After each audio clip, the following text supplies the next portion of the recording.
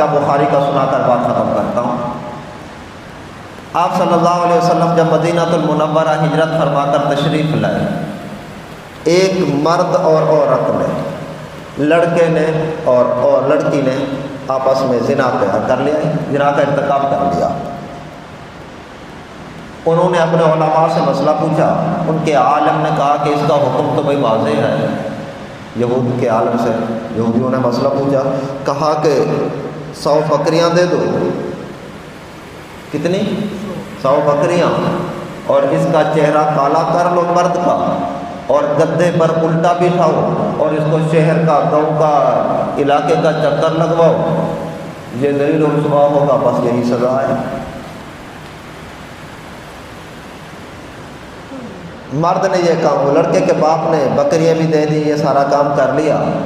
پھر خچے بگویاں اٹھنے لگی جیسے کبھی کبھار ہو جاتی ہیں، تو انہوں نے کہا کہ نبی کریم صلی اللہ علیہ وسلم کے پاس چلے جاتے ہیں، ان سے پوچھ لیتے ہیں مسئلہ کیا ہے۔ ان کی خواہش یہ تھی کہ نبی کریم صلی اللہ علیہ وسلم نے بھی یہی فتویٰ دے دیا، مسئلہ بتا دیا، تو ہمارے لیے ایک سند بن جائے گی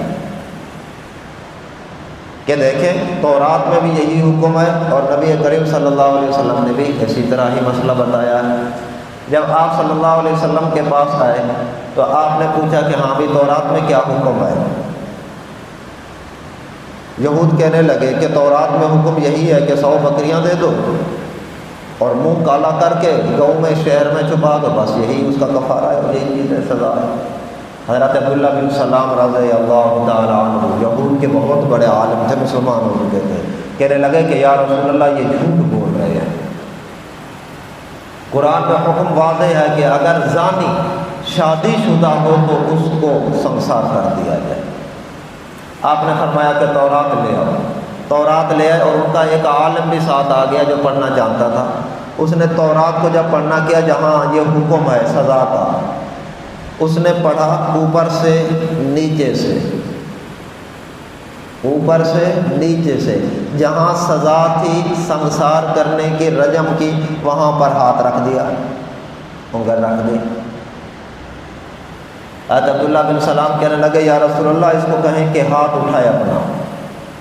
اس نے جب ہاتھ اٹھایا تو نیچے وہی حکم موجود تھا کہ بھئی اگر زانی شادی شدہ ہو تو اس کو سنسار کر دو، اس کو سنسار کر دو۔ جب ان کو سزا دی جانے لگی، یہ دونوں شادی شدہ تھے، انہوں نے اقرار تو کیا ہوا تھا، جب ان کو رجم کیا جانے لگا تو یہ لڑکا نامراد اس طرح کا عاشق اور دیوانہ تھا کہ یہ عورت کے اوپر لیٹ گیا، عورت کے اوپر لیٹ گیا تاکہ پتھر مجھے لگے اسے نہ لگے، عورت کو بچانے کے لیے۔ بالآخر دونوں کو سنسار کر دیا۔ عرض کرنے کا مقصد یہ ہے کہ پیسے کے لیے، مال کے لیے، سب کچھ کرنے کے لیے تیار تھے۔